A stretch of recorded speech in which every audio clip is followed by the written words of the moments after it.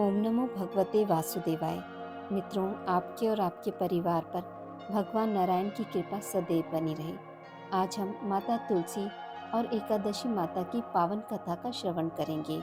अगर आप एकादशी का व्रत करते हैं तो एकादशी के दिन व्रत कथा अवश्य सुने। कथा को सुनने से व्रत का पूर्ण फल मिलता है। एक बार एक राज्य में एक राजा राज करता था। राजा बहुत ही बुद्धिमान और बलशाली था। राजा सदैव अपनी प्रजा का बहुत अच्छे से ध्यान रखता था। प्रजा भी अपने राजा को बहुत पसंद करती थी। राजा की दो बेटियां थीं। राजा अपनी दोनों बेटियों से बहुत प्रेम करता था। राजा की छोटी बेटी देखने में बहुत सुंदर और आकर्षक थी और राजा की बड़ी बेटी छोटी बेटी के मुकाबले थोड़ा सा कम सुंदर थी। राजा की छोटी बेटी ग्यारस माता की पूजा किया करती थी और सभी लोग राजा की छोटी बेटी से बहुत प्रेम करते थे और बहुत प्रशंसा किया करते थे। राजा भी अपनी छोटी बेटी को बड़ी बेटी से अधिक प्रेम करता था, जिस कारण राजा की बड़ी बेटी को अपनी छोटी बहन से नफरत होने लगी थी। राजा की जब दोनों बेटियां बड़ी हो गई, तब एक पड़ोस राज्य में रहने वाला राजकुमार राजा की बड़ी बेटी के लिए रिश्ता लेकर आया। लेकिन जैसे ही उस राजकुमार की नज़र राजा की छोटी बेटी पर पड़ी, तो वह राजकुमार राजा की छोटी बेटी पर आकर्षित हो गया और उससे पहली नज़र में प्यार कर बैठा।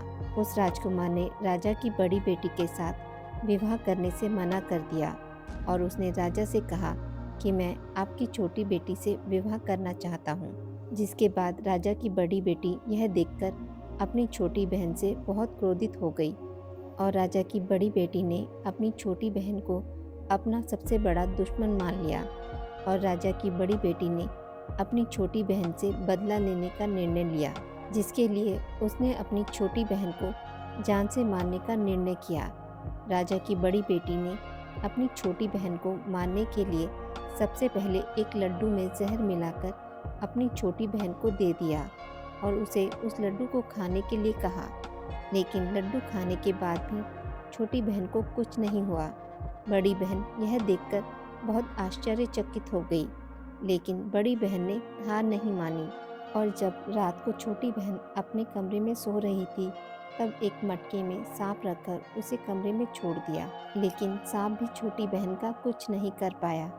जिसके बाद बड़ी बहन ने अपनी छोटी बहन से कहा कि चलो हम लोग कुएं में से पानी भरकर लाते हैं, जिसके लिए वह अपनी छोटी बहन को पानी भरने के बहाने कुएं के पास ले गई और उसने अपनी छोटी बहन को कुएं में धक्का दे दिया।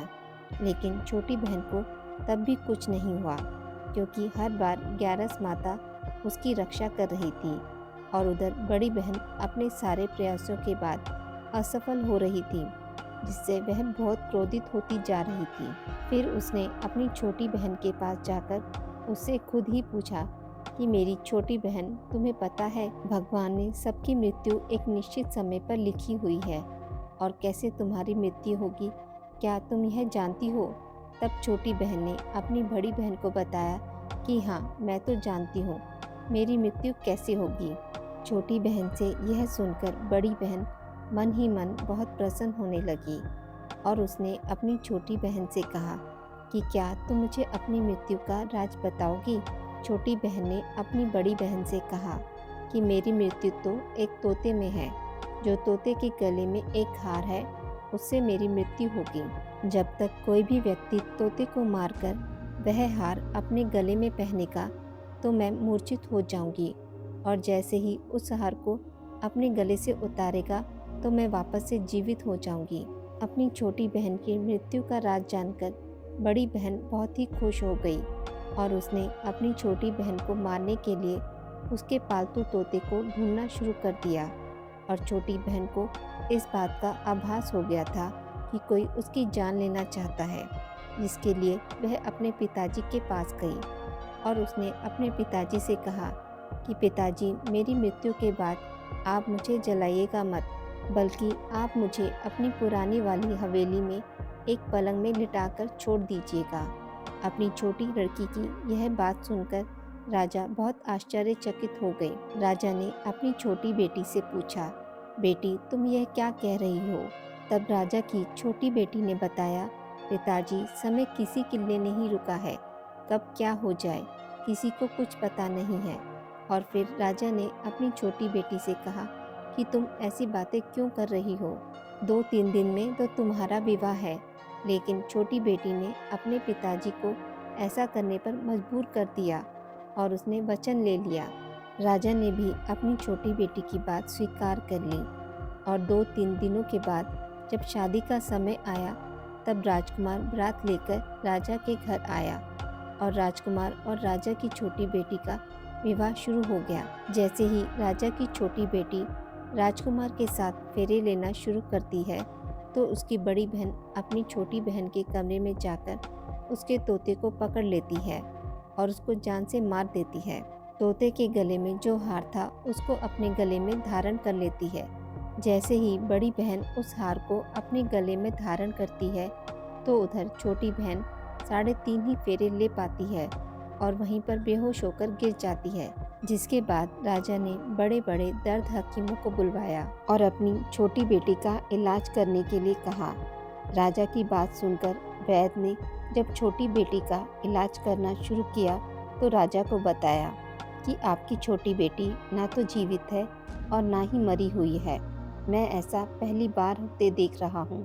राजा ने वैद्य और हकीम को यह बात बाहर बताने से मना कर दिया और उनको कहा कि अगर तुमने यह बात किसी को बाहर बताई तो हम तुम्हें फांसी दे देंगे। राजा ने अपनी बेटी को पुराने महल में जाकर एक पलंग में लिटा दिया और वहाँ पर कुछ सैनिकों को तैनात कर दिया। वापस अपने महल पर आ गया।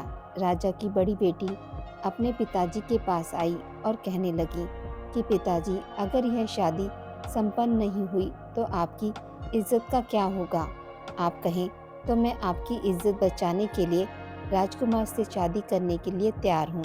जिसके बाद राजा ने अपनी बड़ी बेटी की बात मान ली और राजा ने बड़ी बेटी को छोटी बेटी के कपड़े पहनाकर मंडप पर भेज दिया। लेकिन राजकुमार यह जान गया कि यह राजा की छोटी बेटी नहीं है, बल्कि यह राजा की बड़ी बेटी है। लेकिन जब राजकुमार ने शादी करने से मना किया, तो सभी लोगों ने राजकुमार को विवश कर राजा की बड़ी बेटी से बचे हुए फेरों को संपन्न करा दिया और विवाह करवा दिया। जिसके बाद राजकुमार राजा की बड़ी बेटी को अपने महल ले गया। राजकुमार राजा की बड़ी बेटी से ना तो बात करता था, ना ही उसको पसंद करता था और ना ही उसके आसपास भटकता था। और राजकुमार ने यह फैसला लिया था कि वह अपनी प्रेमिका को ढूंढकर रहेगा और यह जानकर रहेगा कि उसके साथ हुआ क्या है। एक दिन राजकुमार अपने घोड़े पर सवार होकर राजा के पुराने महल के पास पहुंच गया, जहां पर उसने कुछ सैनिकों को देखा। महल के पास पहुंचकर राजकुमार ने जब महल को ध्यान से देखा, तो वह समझ गया कि यह तो हमारे ससुर जी का महल है। तब राजकुमार ने सैनिकों से पूछा, तुम लोग यहाँ क्या कर रहे हो और इस महल के अंदर उस पलंग में कौन लेटा है? जिसके बाद सैनिकों ने बताया कि यहाँ पर राजा की छोटी बेटी लेटी है। यह सुनकर राजकुमार बहुत प्रसन्न हो गया और वह तुरंत अपनी प्रेमिका के पास पहुँच गया, उसकी सेवा करने लगा। जैसे ही रात हुई तो राजा की छोटी बेटी उठ खड़ी हो गई। राजकुमार यह देखकर बहुत खुश हो गया और उसने अपनी प्रेमिका से पूछा कि तुम यहाँ क्या कर रही हो? तुम मेरे साथ मेरे घर चलो। राजा की बेटी ने राजकुमार को सारी बातें बता दी कि मेरी जान एक तोते में बसी थी और मैंने यह बात सिर्फ अपनी बड़ी बहन को बताई थी और मुझे पता है कि उसने ही मुझे मारने का प्रयास किया है। उसके पास एक हार है जिसको वह सुबह पहन लेती है और रात को उतार देती है। जब वह हार को पहन लेती है तब तक मैं मूर्छित रहती हूँ और जैसे ही वह हार को उतार देती है तो मैं जीवित हो जाती हूँ। और जब तक मेरी बड़ी बहन के पास वह हार है तब तक मैं ऐसे ही जीवित और मूर्छित होती रहूँगी। अगर मेरी बड़ी बहन के पास जो हार है वह मेरे हाथ लग जाए तो मैं हमेशा के लिए जीवित हो जाऊँगी। राजकुमार ने यह बात सुनकर राजा की छोटी बेटी के पास रहने का निर्णय ले लिया। उसने अपने बचे हुए सारे फेरे पलंग में लेटी राजा की छोटी बेटी के साथ ले लिए और अपना विवाह पूर्ण कर लिया और वहीं पर ही रहने लगा। देखते ही देखते कुछ समय में राजा की छोटी बेटी और राजकुमार की पत्नी पेट से हो गई। एक दिन राजकुमार को किसी काम से बाहर जाना पड़ा। तब छोटी बहन के पेट में बहुत तेज दर्द होने लगा, जिसके बाद उसने ग्यारस माता का आवाहन किया। जिसके बाद वहाँ पर ग्यारस माता प्रकट हुई और उन्होंने अपने भक्त के दर्द को दूर किया और एक पुत्र की प्राप्ति करवाई। और वहीं पर अचानक से राजकुमार भी आ गया। राजकुमार ने ग्यारस माता को देखा तो वह आश्चर्यचकित हो गया और उसने तुरंत माता को प्रणाम किया। और ग्यारस माता ने राजकुमार से कहा कि जब तुम्हारा पुत्र 5 वर्ष का हो जाए तो तुम अपनी पत्नी का हार लाकर इसके गले में डाल देना। और देखते ही देखते राजकुमार और राजा की छोटी बेटी का पुत्र 5 वर्ष का हो जाता है। तो राजकुमार अपने बेटे से कहता है कि बेटा, मैं कुछ काम से बाहर जा रहा हूँ, तुम अपनी माता का ध्यान रखना। और वहाँ से चला जाता है। राजा को बाहर निकलता देख बड़ी बहन के सैनिक देख लेते हैं और बड़ी बहन को जाकर सारी बात बता देते हैं। जिसके बाद बड़ी बहन अपनी छोटी बहन के पुत्र को वहाँ से उठवा लेती है और उसको मरवा देती है। छोटी बेटी के पुत्र के 2 टुकड़े करवा देती है। पहला टुकड़ा चक्की के पास छुपा देती है और दूसरा टुकड़ा अपनी पलंग के नीचे रख लेती है। अब ग्यारस माता भिखारी का रूप लेकर आती हैं। एक भिखारी का रूप रखकर बड़ी बहन के पास चली जाती हैं। जिसके बाद वहाँ पर भिक्षा मांगने लगती हैं। बड़ी बहन अपने नौकरों से कहती है कि जाकर भिक्षा दे दो, लेकिन जैसे ही नौकर ग्यारस माता को भिक्षा देने के लिए आते हैं तो माता उन्हें मना कर देती हैं और कहती हैं कि मैं तुम्हारी महारानी से ही भिक्षा लूँगी। जिसके बाद बड़ी बहन स्वयं भिक्षा देने के लिए माता के पास आती है। तब माता एक बिल्ली का रूप लेकर उसके कमरे में चली जाती हैं और वहाँ पर छोटी बेटी के पुत्र के 2 टुकड़ों को आपस में जोड़ देती हैं और उसे जीवित कर देती है। उसे वहाँ से लेकर चली जाती हैं। राजकुमार अपने बेटे को लेकर अपनी पत्नी के पास जाता है और उससे कहता है कि तुम इसका ध्यान रखना। अगर तुम इस बच्चे का अच्छे से ध्यान रखोगी तो मैं तुमसे बात करूँगा। एक दिन राजकुमार अपने बच्चे से कहता है कि तुम माँ से उनके गले का हार मांग लो। जिसके बाद राजकुमार का लड़का अपनी माँ के पास जाता है और कहता है कि माँ, मुझे तुम्हारा हार चाहिए जो तुमने गले में पहन रखा है। यह सुनकर पहले तो बड़ी बहन बहुत क्रोधित होती है, पर उसको यह याद आता है कि राजकुमार ने कहा था कि अगर मैं इस बच्चे का ध्यान अच्छे से रखूंगी तो वह मुझसे बात करेंगी। जिसके कारण वह हार को उस बच्चे को दे देती है और वह तुरंत हार को ले जाकर अपने पिताजी को दे देता है। और तभी राजकुमार अपने बेटे को लेकर वहाँ से जाने लगता है और अपनी पत्नी से कहता है कि तुम हमारे लिए खाना बनाकर रखना, मैं शाम को आकर तुम्हारे साथ ही खाना खाऊंगा। और वह अपने बेटे को लेकर वहाँ से चला जाता है। जिसके बाद वह राजा के पास जाता है और उनको सारी बात बता देता है। राजा अपनी बड़ी बेटी की यह करतूत सुनकर बहुत क्रोधित होते हैं और अपनी परवरिश पर ही दोष देने लगते हैं और राजकुमार को अपनी छोटी बेटी के साथ रहने के लिए आदेश देते हैं। हे ग्यारस माता, आपने जैसी कृपा राजा की छोटी बेटी पे की वैसी सभी पर करना। कहानी कहने वाले, कहानी सुनने वाले और हुंकारा भरने वाले पर भी करना। तुलसी माता की कथा। कार्तिक महीने में एक बुढ़िया माई तुलसी जी को सींचती और कहती कि हे तुलसी माता, सत की दाता, मैं तेरा बिरला सींचती हूँ। मुझे बहू दे, पीताम्बर की धोती दे, मीठा मीठा घास दे, बैकुंठ में वास दे, चटक की चाल दे, पटक की मौत दे, चंदन का काट दे, रानी सा राज दे, दाल भात का भोजन दे, ग्यारस की मौत दे, कृष्ण जी का कंधा दे। तब तुलसी माता यह सुनकर सूखने लगी। तो भगवान ने पूछा, हे तुलसी, तुम क्यों सूख रही हो?